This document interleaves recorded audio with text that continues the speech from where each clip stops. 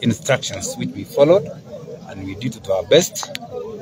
Challenges we experienced was most of the candidates were not actually aware. They were not ready. Most of them, maybe because of lack of communication, they never got information to arrive early. So most of them came not knowing what to do exactly. But when we gave the instructions, when we gave them the brief, at the time of the commencement of the exercise, they got to understand. So now we gave them, we took our time, we recorded them in our ordinary general register.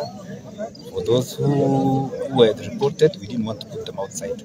So when we subject them to proper verification, we found that most of them had language problems. English and Kiswahili was a very big challenge, especially people from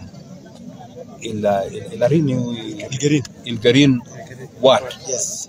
Because we divided the group into four wards of the whole sub-county. So in the process, we established some of the locations lack requisite qualification. However, Ilgarini was the largest. Ilarini was the largest ward with the highest population so far. With our what we discovered during our exercise is that most of them came from Ilarini ward.